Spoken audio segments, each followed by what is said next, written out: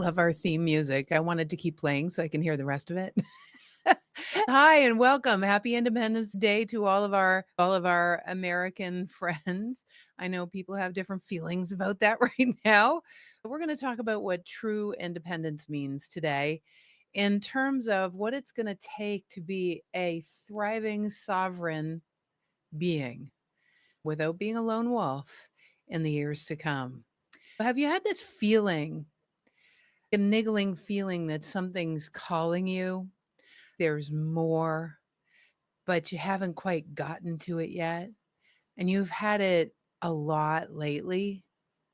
Have you had a feeling you want to be well used, right? You want to be well used by life. You want to be well used up. I certainly have. And I got to tell you, the topic today, first, we're going to talk about what's actually going on in the world for the next 10 years, energetically, practically, both quantum fieldly, and also in real life, and what's going to happen to all of us in the next 10 years. We're going to talk about that. And then we're going to talk about what superpowers do you need in order to navigate that, because the young ones, and necessity is the motherhood of invention, are being born that way. The cool thing is, if you're 60 or 70 or younger, you're the first generation that could actually upgrade your operating system on the fly to actually embody exactly the skill sets that those kids have. Yay, us. How fun is that? So it's an exciting day. It's a good day to have a chat. Upcoming, though, I want to let you know that on July the 10th today, I highly recommend registering. You'll see the link in the chat. You're going to get the practical experience of some of these powerful skill sets. We're going to talk about more than what we talk about today and give you a few skill sets that we're not going to talk about on that day. So get yourself registered. The link is going to be posted in the chat. Off you go. Okay, let's get to it. So I know many people have mixed feelings today. I don't really care which side of the fence you're on in the political world. I myself sense, as probably you do too, no matter where you sit, that something is broken, seriously broken, and that there's an interesting division that's part of what's going to set us up for the next 10 years.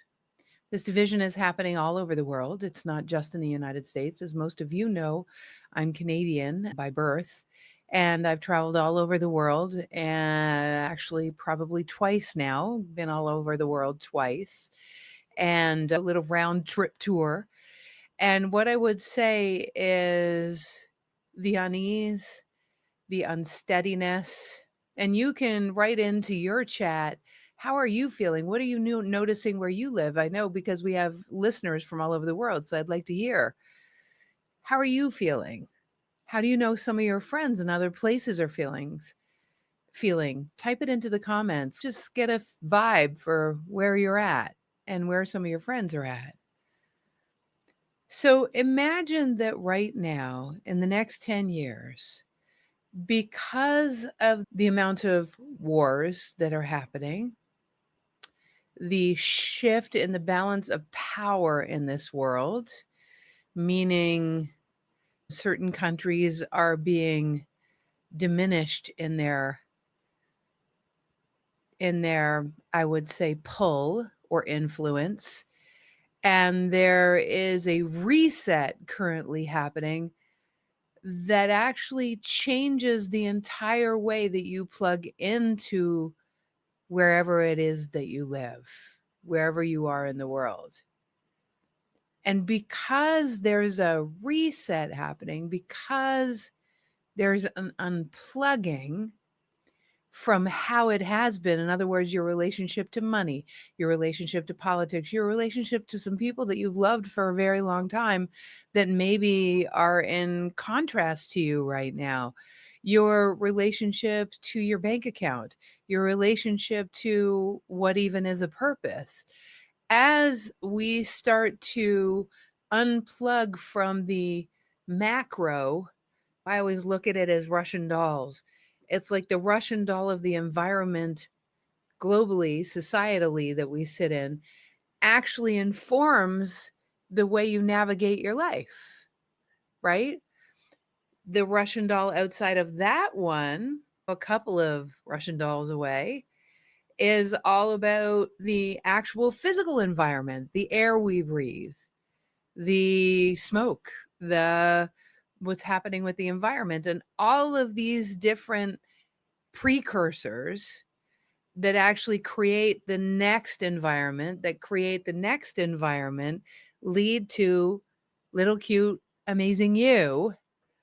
And as each of those environments are all changing, feeling a little unsettled, feeling maybe like a little bit floaty, feeling sometimes like you're not really sure how to plug into life or what to start doing. Certainly, it can feel anxiety causing, but ultimately, what it's doing is it's causing us all to have to choose. Here's the choice. The choice is, and feel me out, the choice is either you are going to engage in the polarity and fight against something. You're going to fight against the people that are ruining the environment, or you're going to fight against climate change, or you're going to fight against whatever political party that's the opposite of yours. You're going to fight against. But you see, that's not the way physics works. And holographically speaking, the people that are causing the greatest change, the people that are leading the shift, the people that are actually catalyzing a new world, those people are the people that have chosen to take a different tack. And that is, they have chosen to face forward, looking at the bridges that need to be built in order to provide a future society that's an inspiration to all people, that doesn't disclude anyone, that the way you live your life, the way you engage life, the way you treat people, the way you're involved in your community inspires others, lights people up, creates an environment where people start to second guess their polarity and get more interested in actually the world that you're creating. And the more polarity there is, the more opportunity you have to make a choice about which direction you're going to go. Are you going to be part of creating what's next in a way for yourself that inspires, pulls other people up to a new way? Or are you going to amplify what's already happening by engaging in agreeing with people and joining bands of, againstness? Because as soon as we do that, what happens is we energize the very problems that we want to get out of. So, to my next point, what is true independence if we're on American Independence Day? American Independence Day, interestingly enough, was about independence from the monarchy and a king, and which is kind of fascinating, don't you think? Um, and that's not true independence. It's not physical independence. True independence is when you choose a sovereign direction that isn't about getting involved in the nonsense of the muggle world, of the world where people are fighting each other or concerning themselves with other people's business or trying to convince or cajole that is an entire waste of energy.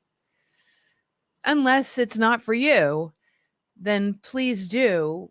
And you're creating more contrast, which then catalyzes the people that want to build bridges. So there's nothing wrong with doing that if you feel like doing that. But it is most certainly a skill set, most certainly at this time of 111 and alignment, a skill set to be able to not get involved in the polarity and to be an activator of what's possible, compassion, listening, ideas, co-creativity. So these aren't the skills, even the shift in the monetary system, because it is going to shift. The shift in the monetary system, being an economist, is truly going to be unsettling. And to be curious about it is going to put you in good stead.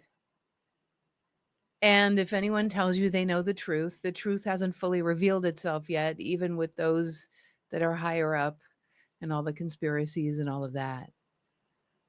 So the first skill that I can tell you that is going to be incredibly important in the time to come is for you to stay in your presence and receptivity. What does that mean? It means the skill that is necessary. Oh, and let me, before you get into that more, I want to really delineate the top 3 things that are happening in the next 10 years, the top 3 macro shifts. The first is we've always been changing, but we're having a quantum leap at the speed at which change can happen. Because in the next 10 years, quantum computers may be able to be used in households, which means that you'll be able to make quantum leaps from your home. Literally, the environment, all the things, everything that you would like to create a new solution to, that is going to be entirely possible, even with AI. So, and with the young people that are coming up, being able to use these and already embodying that thriving operating system of using them, that's a thing, right?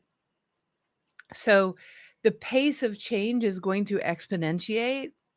And I want you to know that this is time to embrace initially the uncomfortability of that, and then to embody getting bigger than the pace of change such that it no longer affects you, takes you out, has you get grumpy, has you gossiping with people, like telling them about how bad it is or how uncomfortable it is. Literally, it's going to ride you over if you don't change your operating system. We'll talk about the skill sets involved in being able to change, to be able to not only embrace that speed of change, but enjoy it, flourish through it, flourish because of it. So the second thing that's going to happen is that your ability to ask amazing questions and to think conceptually is going to matter a whole lot if you truly want to flourish. So, because the tools that are going to be at your disposal are going to allow you to be so incredibly creative. So incredibly creative. Oh my gosh, the amount of creativity that's going to be beyond the beyond. But the skills it takes to understand the tools we're going to be given, get very curious about that, right? So being able to ask good questions and to be in love with creativity instead of be afraid and protecting yourself. You understand? Afraid and protecting yourself is going to have you steamrollered by the evolutions that are coming. The third is that the amount of polarity that's going to exist in this world, because people are going to use the tools for different means. And there is going to be, at first at least, a certain level of righteousness and pushing back and collecting evidence for certain points of view. Much more so because, of course, we're going to have people are going to get very siloed into strange little worlds. much like you've seen on the sci-fi movies. Um, and there's going to be factions. So I'm going to go back to the skills. I'm going to start with that last shift. And I'd love to hear how you're feeling. And I'd love to hear your word for the day right now, especially given what we just talked about. Love to. So, about the polarity. Oh, it's going to be an exponential polarity from right now, but much more siloed, honestly, much more siloed. And so you're going to be able to create upon creation in your silo like mad crazy. So, your ability to build bridges with other people, your ability to listen, to navigate, and to be able to, instead of get taken out, activated, triggered, or upset by, and taking personally other people's stuff and opinions and points of view, the skill sets involved in being able to understand another and then build a bridge, which is actually a metaphysical and quantum physical ability, because it's not just listening with your ears. It's actually listening from a place of neutrality for the opportunities to be able to find compassion, let others feel heard, and actually build a sense of co-understanding, even if you don't agree with the other person. People who can do that are going to create new worlds. I mean, people who become expert at that are literally going to create new worlds. So you can get that one of the skill sets involved in that is being able to remain not only in neutrality. Neutrality is one thing, but being in your presence, meaning being right now in a quantum physical world, right now has access to every timeline, because in quantum physics, there is no time. There are just all the solutions that exist based on the choices that you and I have made and not made, that give us trillions of potentialities beyond that, even. And in our presence with wisdom in the now, all in the world of entanglement and in the world of non-time space, all of the solutions actually exist to any problem that we have. The people that can stay in their presence with wisdom are the people that are going to channel those solutions. So that's why that's such a, for us, it's literally one of the most important superpowers there is. Because without that, you cannot access true creativity and to truly get what it takes to live in presence with wisdom, so that you can access exponential solutions and be creative at that level. Oh my God, so much fun. But this is an ability to really understand it. It is probably the leading superpower that one needs. And most people right now are either living that they don't want to recreate the past, which is not in the now, or they're trying to prevent a scary future and they're protecting themselves.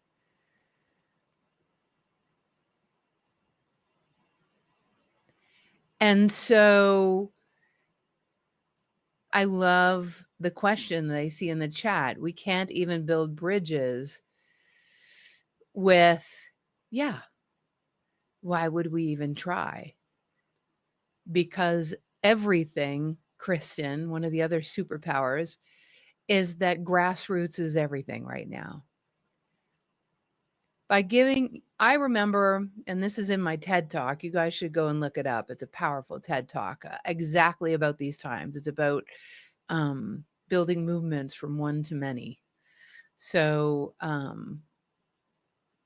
so what I would say is, I was in a room. It was packed. There was this person's house. She wasn't expecting so many people to come and have the conversation that I was presenting.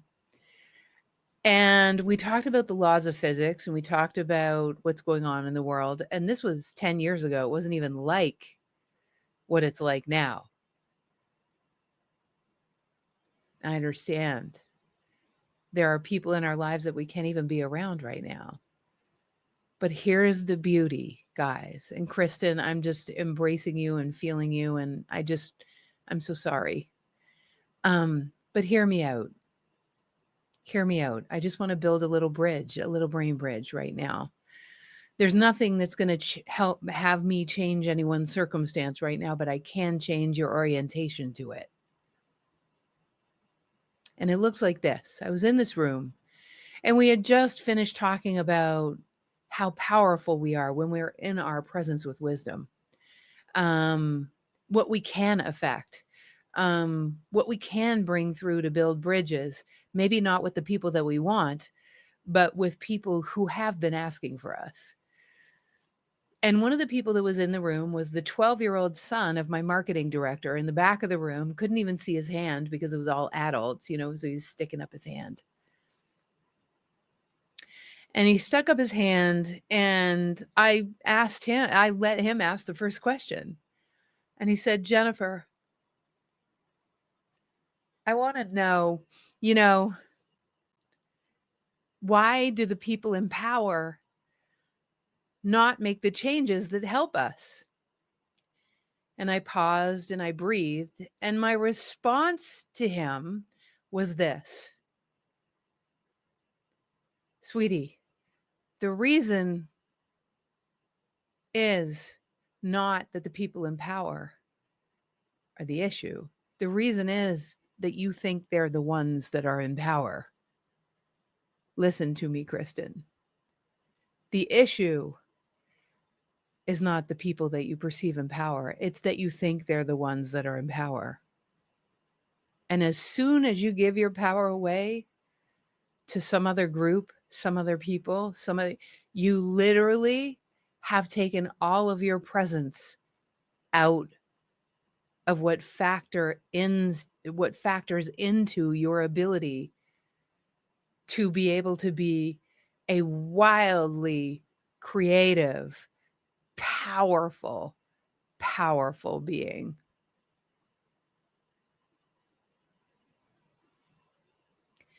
And Bruce is talking about neuroresilience, which I love the idea of that. I'm going to share with you, Bruce, that my point of view on neuroresilience is this. Neuroresilience is awesome. It certainly assists with presence, but ultimately the goal is not the resilience. That is a step along the way to being a wildly creative human being in their presence with wisdom. It's a starting point, because as soon as you have that, like Russian dolls, you have that first, we got to look at the goal. The goal isn't just to be resilient, because that's just surviving what's happening. The goal, ultimately, what we're looking to do is have people who flourish through these times of great change. And that's why these metaphysical superpowers are so important to me, which I want to get to. We're going to go a little bit over time today, I think. So usually we're so good at finishing on time, but I'm going to go over time today. And thank you for your comment, Bruce. So what are the abilities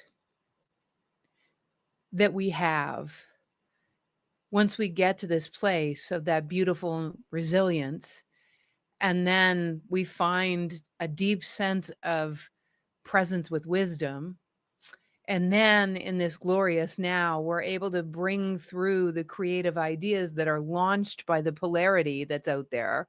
Literally, necessity is the motherhood of invention, metaphysically speaking, and quantum physically speaking. And then you become the one who starts to build the bridges, listen more deeply, become a more powerful conduit for what's possible for humanity. Well, the skills that we're going to talk about today, because there are so many, we couldn't possibly get to them all. That's why we're doing the masterclass on the 10th. So make sure you register, you guys. We're going to post the link again. I really want you to come to that class, because flourishing through these times, how's that for a possibility? Let's talk about it. It's free. And my goal is that at the end of that free class, you are going to see what's possible and start to embody what's possible in a way that almost gives you not just hope, but a sense of possibility, and that you can, and that we can.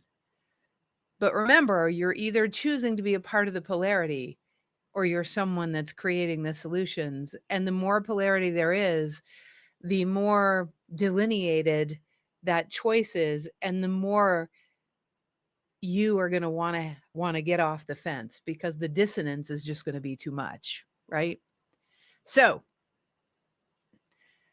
what are the skills? The first skill is, and it's a skill that I have been honing lately, it's a skill to be able to metabolize, let's say, what some might call your ego, what some might call shadow, what some might call splintered pieces, what a therapist might call, your history that caused you to protect yourself, what your amygdala protects yourself from, all of those ways of saying it.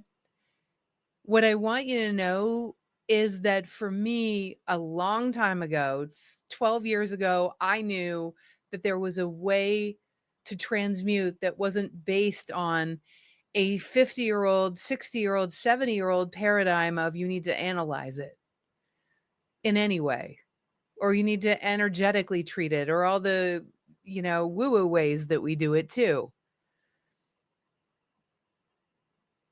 If we are actually a field in consciousness, we are, quantum physically speaking, a collection of waveforms and light particles, and we literal dark matter, and all the things that physicists talk about, that ultimately at the smallest part of us, that's what we are. We're a field. And then the field that our soul is literally creates a more dense, it's like Russian dolls, a more dense physical body. And this dense physical body exists in this three-dimensional world that seems to have been really excited to make a pretty big quantum leap. Whether you like it or not is another thing.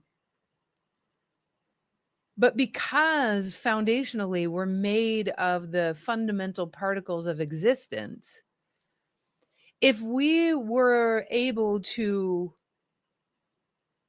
bring that heavenly flow and be present to that heavenly flow through our physical body in a way that became practical, which I call, the multidimensional DNA of the superpowers we have,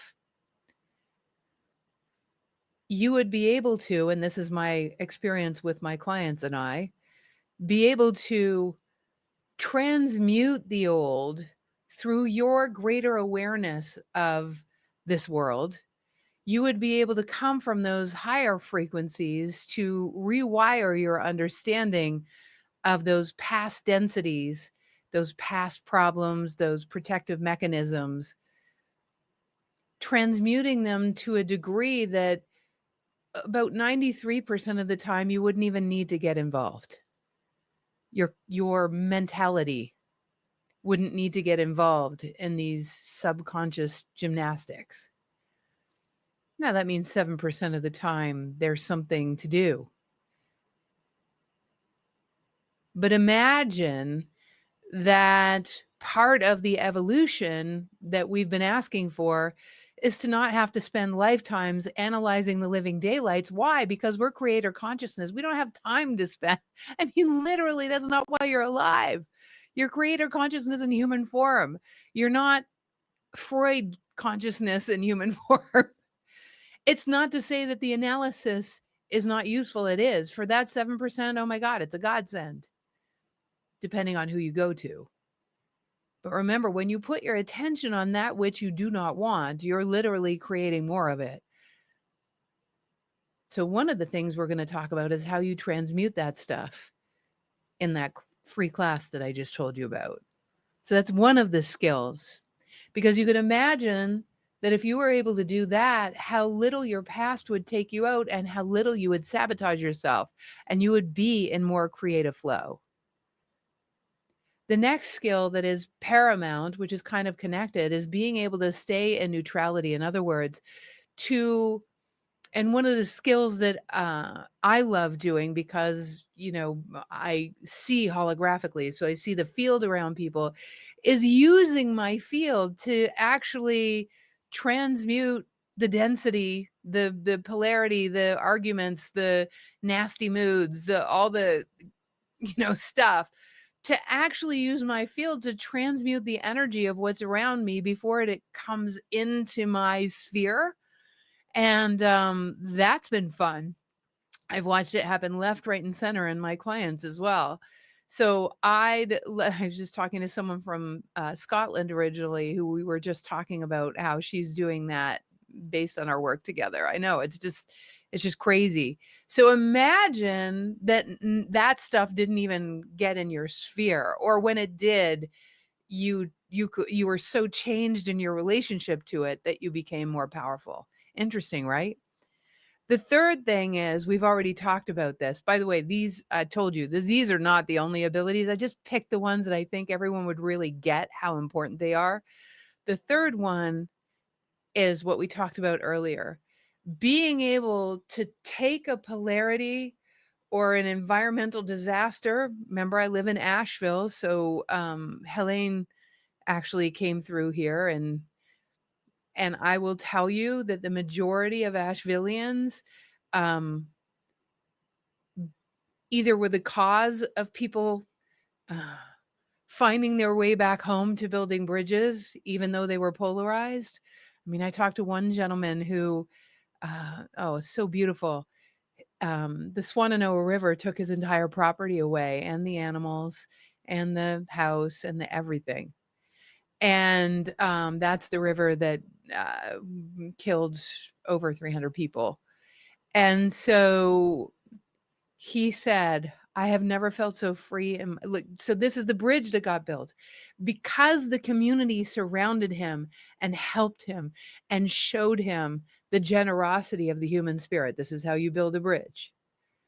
And he was in despair, and he was beside himself. You can imagine his whole life, all his picture albums, like everything went away, his passport, all of it. And imagine that there was a community here in Asheville that surrounded him and lifted him up and gave him a home and fed him and allowed him to feel cared for. And this kind of thing happened over and over and over again. And what these people did bridged him back to himself in a way that he shared with me was even better than what he had imagined. Um, it was a community called the Center for Conscious Living and Dying. On the board of direct. I'm the president. I was the president of the board, and so, but that's how Asheville is. It's insanely special. And imagine being able to bridge people back to a different way of being globally. Remember how I said it starts grassroots? So, bridge building. And I want you to know that this community has changed me as well. And I pay forward the energy that they have, and that's how it happens. That's how change happens, you guys. It all happens at grassroots. Don't try to change the leaders. That's saying that they're in charge of you. They are not. You are in charge of you, and you have a direct line to infinite wisdom, cosmic consciousness, and you have love, and you have care, and you're a compassionate person, which puts you in much more power than anyone that's trying to distract you from your power. Do you understand? So it was an important uh, thriving life today. It was an important one because it is Independence Day, but this is how you be independent. This is true independence. So I'd love it if you shared this call with someone you love. I'd love it if you paid it forward. Definitely, please come to July 10th, where we'll actually take a deep dive and talk very pragmatically about your own life and about skill sets that we didn't get to today that we'll actually practice and delineate and explain. I'd love to hear from you in the comments always how you enjoyed today, what you gleaned from today, what meant something to you today, what helped you today, an insight you had, another way of looking at things. Remember, the issue is never the issue. That you make it the issue is actually the issue because it takes you away from your presence where the now and all of the solutions exist. You get me? And you, listen, it's not about those who you think are in power. The issue is not that. The issue is that you think they are. Let's do this, people. All right, you guys, here's to your thriving life. Can't wait to see you. Big hugs.